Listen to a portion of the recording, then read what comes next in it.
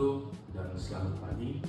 Izinkan saya akan pada kesempatan kali ini saya akan menjelaskan terkait pengukuran risiko dalam angka atau probabilitas dampak serta implikasi terhadap keputusan bisnis. Seperti yang kita ketahui, PT Freeport Nusantara adalah perusahaan yang bergerak di bidang pangan, di mana ketahanan pangan Indonesia sangat berpengaruh atas produksi yang dilakukan oleh PT Perkebunan Nusantara Indonesia. Sehingga dalam mengambil keputusan perlu dilakukan risk management, sehingga untuk meminimalisir terjadinya risiko kerugian yang sangat besar yang dapat terdampak dalam perkebunan tersebut. Pada slide ini menjelaskan expected loss dan unexpected loss, di mana data 2025 menunjukkan, bagian hijau menunjukkan data real tahun lalu risiko terjadi sakit rata-rata 12 kali dengan dampak rata-rata 12 juta dan memiliki deviasi standar atau frekuensi 1 juta. Sehingga pada slide di 2026 dengan asumsi kondisi sama, dampak atau perkiraan frekuensi dan dampak sakit tahun ini berada di rentang 11 sampai 13 kali dan 11 sampai 13 juta. Tujuannya adalah untuk membantu memahami bagaimana mengukur risiko untuk mempersiapkan risiko yang tak terduga, sehingga dapat meminimalisir terjadinya kerugian untuk perusahaan PT Perkebunan Nusantara Indonesia. Grafik dua sumbu menjelaskan area kerugian normal, kerugian di atas ekspektasi dan risiko ekstrim pada perusahaan.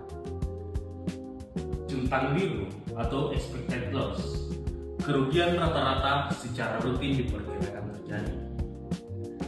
Dan di unexpected loss, tambahan kerugian di atas rata-rata yang masih mungkin terjadi saat berjalannya operasional.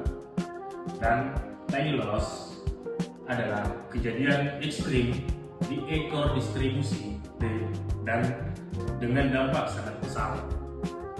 Dengan catatan, angka dan kurva ilustratif bukan data aktual perusahaan. Implikasi untuk perusahaan, grafik ini dipakai untuk risk appetite, kebutuhan modal dan skenario stress testing, di mana IL atau expected loss dikelola lewat pricing, cadangan kerugian, dan efisiensi operasional karena bersifat lebih rutin dan kualitas penerapannya.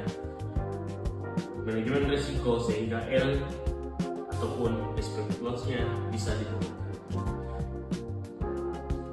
Unexpected loss perlu buffer modal atau limit risiko dan monitoring berkala. Bisa melampaui rata-rata atau plus minus 1 standar deviasi, tergantung dari standar deviasinya. TL ataupun tail loss butuh stress test, contingency plan, asuransi dan heeding dan governance krisis untuk kejadian ekstrim. Jadi semakin ke kanan grafik, semakin rendah frekuensinya dan semakin besar dampak finansial yang dihasilkan. Jadi konteks pada tujuan seminar ini, bagaimana kita mengetahui karakteristik bisnis perkebunan yang dipengaruhi probabilitas harga, komoditas, serta produksi. Tantangan menjaga kompetisi pekerjaan target kinerja sehingga asumsi bisa kita sepenuhnya realisasi. Yang kedua itu ialah risiko sebagai kombinasi probabilitas dan dampak materi diharapkan. Menjelaskan risiko sebagai kombinasi antara probabilitas terjadi satu peristiwa dan besarnya dampak yang ditimbulkan untuk perusahaan. Dengan penjelasan ini diharapkan secara logis dan aplikatifnya tanpa perlu masuk dalam perhitungan statistik dan mungkin ini yang bisa saya jelaskan pada kesempatan kali ini.